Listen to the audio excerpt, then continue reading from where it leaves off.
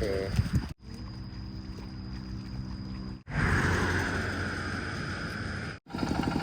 บายดีทุกคนครับมื้อนี้ซีมาแจกหมักไม้นะให้สาวบ้านนี่นะเขาซื้อหมักไม้มาแต่ตลาดเนาะเอามาไล่พวกเนาะเอามาไล่แล้วมาให้ตลาดให้สาวบ้านเนาะให้สาวบ้านเพิ่นเพิ่นกำลังสิไปนี่ได้เนาะไปให้ไปหน้าไปส่วนพากันไปใส่เนี่ยอ๋อจะไปหัวหม้อป่ะเอามักไม้นะให้นะซื้อมาแต่ตลาดข้าเจ้าให้ซอยแล้วก็ไล่โพดได้เอาไปกินไปได้ซกดิได้โอ้นี่เรามันมีมันจะพาไปหัวหม้อนะทราบว่าสบายเหมือนกันนี่เราอยู่ทางใต้เนี่ยโซล่ามันก็ใส่รถไถนาเนาะรถไถนาแล้วก็ใส่เป็นโซนโตนะครอบครัวนะส่วนไล่กับประมาณนี้นะยศเที่ยวน้องๆนะกับใส่รถไถนะคนทรงหรือว่าไปหันไปนี่ก็ได้เนาะนอกจากเฮ็ดไถเฮ็ดนาสักว่าตอนนี้เนาะอยู่เทศบาลเมืองเสียโป่นเนาะนี่นะเพิ่นก็เฮ็ดนานะตอนนี้เพิ่นก็ปลูกเนาะเริ่มปลูกบางบอนเพิ่นก็ปลูกแล้วเนาะเริ่มเคี่ยวแล้วนะซึ่งว่าบางบอนนี่ก็ยังบ่ทันแล้วเนี่ยนะตัวนี้ยังบ่ทันปลูกแล้วเถอะนะก็มีทุ่งนาไร่เนาะอยู่ที่เมืองนี่นะอยู่ไร่จุดไร่บอนเดี๋ยวก็ที่ผ่านเลาะไปนะเลาะไปแล้วก็ที่เอามักไม้นี่นะไปแวะให้สาวหน้าเนาะอยู่ตามเส้นทางนี่นะนี่นะก็จะมีจุดละลายบอลสาวบ้านกับพาครอบครัวมาดำนา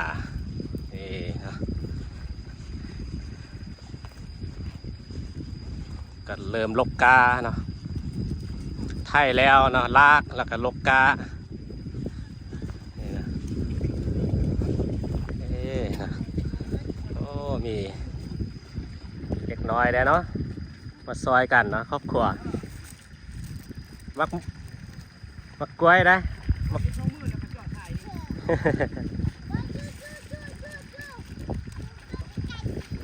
มาเอามักกล้วยบวงไงได้มาแล้วได้ไหมเอามาให้เอามาต้อนได้ไหม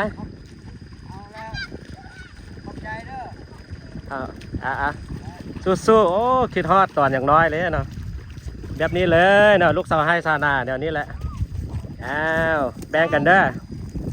จับดีๆโอเคสู้ๆลูกสาวให้สาวนาคือกันนี่แหละนี่เนาะคิดฮอดต่ออย่างน้อยนะนี่นะเพื่อกับพาครอบครัวมาซอยกันเนาะซอยกันเนาะผู้น้อยผู้ใหญ่กะอันใดเฮ็ดได้อันใดนะกะซอยกันผู้น้อยก็จะเป็นประสบการณ์หนึ่งเนาะเด็กน้อยก็ไม่ได้บังคับกระเจ้าเนาะกับพากระเจ้ามาทำให้ตามหน้าเนาะจับกาอันเล็กอันน้อยกับซอยกันไปประมาณนี้นะนี่นะเด็กน้อยยิงเด็กน้อยสายคิดฮอตตอนอย่างน้อยนะแบบนี้เลยยำให้ยำนาไปซอยพ่อแม่แบบนี้แหละนี่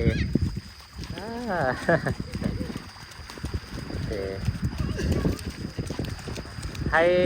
เด็กๆเนาะเรียนรู้ประสบการณ์ชีวิตนะจะดีขึ้นกันเนาะให้เขาเจ้าฮู้ปลูกฝังตั้งแต่น้อยเนาะว่าพ่อแม่เฮ็ดหยังเนาะก็เป็นการดีนะนี่นะพื้นที่อยู่นี่ก็กว้างเลยเนาะก็เริ่มปลูกเริ่มไถเริ่มคาดว่าภายในเดือน6นี่แหละเนาะสิสำเร็จนะ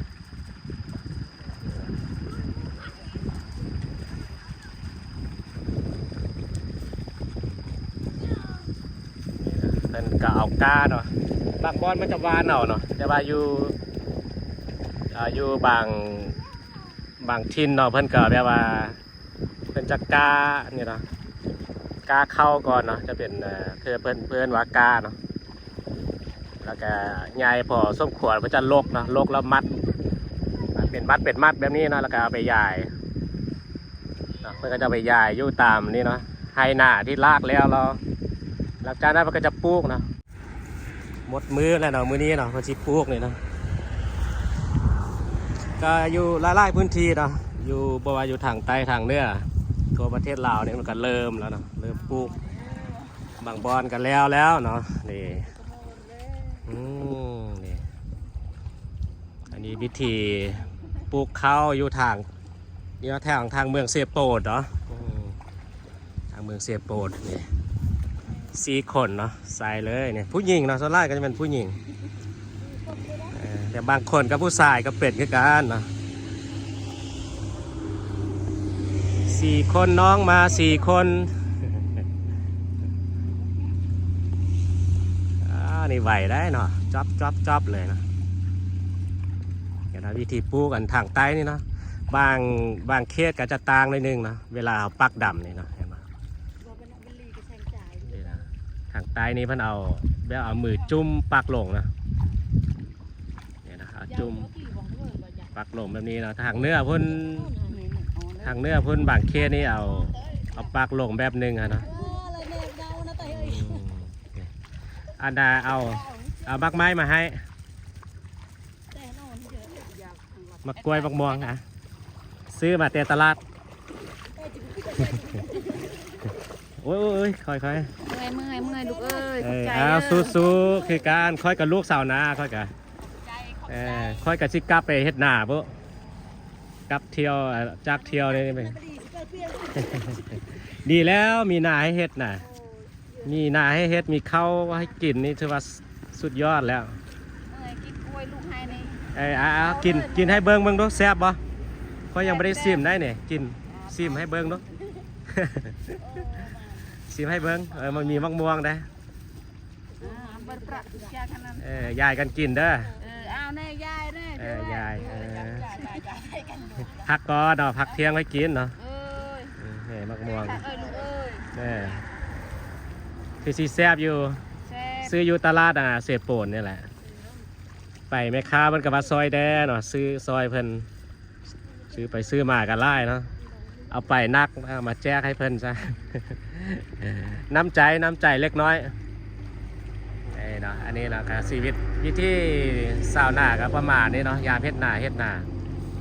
นะเป็นปลูกแล้วก็ประมาณ4 เดือนประมาณนี้เนาะ4 เดือนก็มีเก็บเกี่ยวเนาะอันนี้จะเป็นข้าวหน้าปีเนาะบางที่นี่ก็ปลูกข้าวหน้าแสงนำข้าวหน้าแสงนี่ก็หลังจากเก็บเกี่ยวหน้าปีเราก็จะปลูกนะนี่นะสู้ๆเด้อนะสู้ๆที่สุดแล้วนี่นะที่สุดไฮละนี่เนาะเพื่อจะแบ่งกันเนาะแบ่งเคสกันนะเสื่องหน้าของไฟของบ้านแล้วก็ปูไปแบบนี้นะนี่จอมไปแบบนี้นะสุดแล้วก็ตั้งไม้นี่นะอยู่นี่มันมี4 คนเนาะก็เห็นเนาะบางคนก็2 คนผู้เดียวก็มีเนาะเห็นเพิ่นปลูกเนาะถ้าบ่มีคนกับผู้เดียวก็ปลูกก็คอยปลูกไปหมดมืออันนี้4 คนก็ถือว่าสีแล้วไหวอยู่เนาะ4 คนนี่เนาะเพิ่นก็เริ่มปลูกสีแล้วไฮนี่แล้วก็ปต่อไปเนี่ยอันนี้ก็น่าจะแมนนะเนี่ย2 3 4 5บ่แน่ใจว่าไล่ได้เนาะ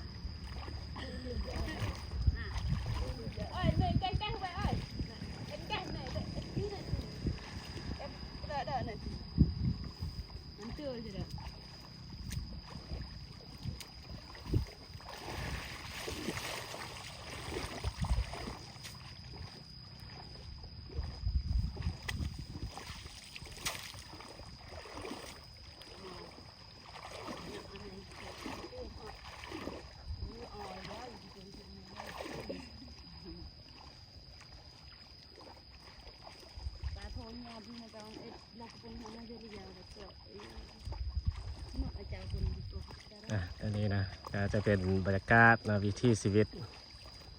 ชาวเมืองเซโปเนาะพัดผ่ากันปักดำนาแล้วเนาะตอนนี้ก็เริ่มปักดำนาเริ่มต้นประมาณเดือน6เนาะเดือน6เดือน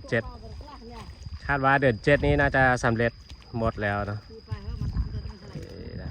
บรรยากาศอยู่นี่นะมีซีซ่าวเนาะซีซ่าวครอบครัวเนาะซอยกันปลูกส่วนแรกก็เวียกปลูกก็จะเป็นเวียกของผู้หญิงนะผู้หญิงนะก็จะปลูกเดี๋ยวก็จะพาเลาะไปตามทางนะว่าอยู่จุดได้แดที่เพิ่นกำลังปลูกข้าวหน้าปีแบบนี้นะ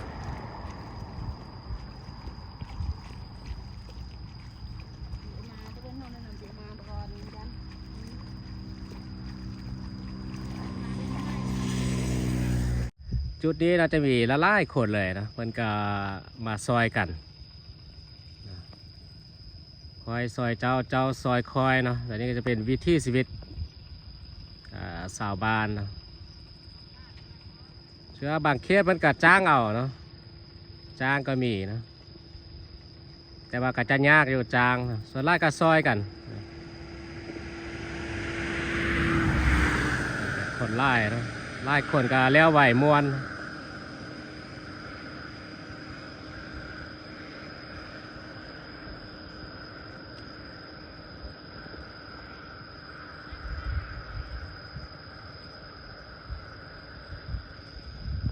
ส่วนแรกก็จะเป็นเวียกผู้หญิงเนาะเวียกปลูกเพราะว่าผู้หญิงก็จะถนัดเรียนรู้แล้วก็ฝึกมาโดยเฉพาะแต่ว่าผู้ชายก็เป็นคือกันนะผู้ชายกับบางคนนะ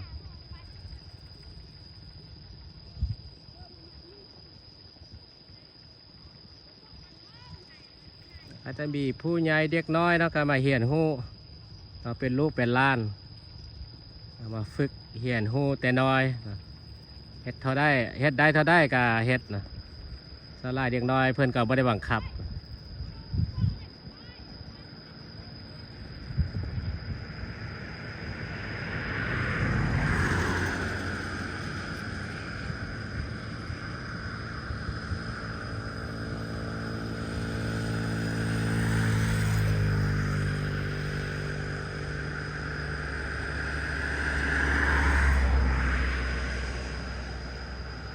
ผู้ชายส่วนไล่มันก็จะไถ่หรือลากนะผู้ชายนะเพราะเป็นเวียกหนักต้องบังคับรถไถเนาะผู้หญิงนี่ส่วนไล่ก็บังคับรถไถบ่ได้เนาะ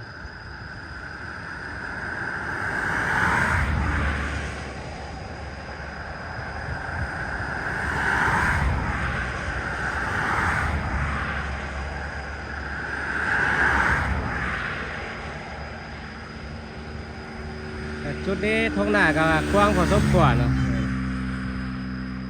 บางคนเพิ่นก็ปลูกแล้วเนาะบางคนนะนี่นะอยู่จุดนี้ก็ปลูกแล้วไปส่วนหนึ่งแล้วเนาะก็ใกล้สิแล้วหมดแล้วเนาะอยู่นี่เนาะคาดว่าหมดเดือน6นี่เกือบว่าแล้วหมดแล้วเนาะก็ให้หน้าตาก้าก็จะมีน้ำเนาะมีน้ำถ้ามีน้ำปุ๊บนี่มันก็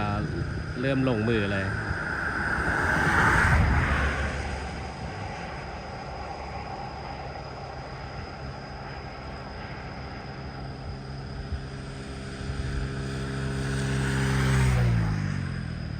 ตอนนี้ก็จะเป็นบรรยากาศในวิถีชีวิตนะชาวบ้านอยู่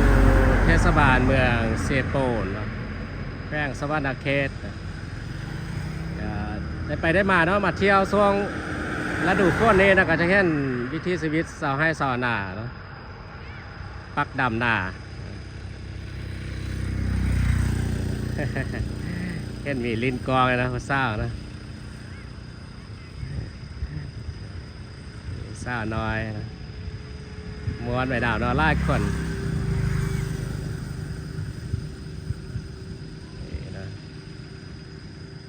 ผู้น้อยผู้ใหญ่มาเห็นหัวเนาะ ก็โอเคนะไปไส้ก็จะข้อลาคลิปนี้เนาะไว้เพียงแต่เท่านี้ก็ลากาข้อใส่เนาะทุกท่านทุกคนนะที่เข้ามาเบิ่งมาชมและติดตามมาตลอดเนาะแล้วเจอกันไม่ได้คลิปต่อไปสบายดี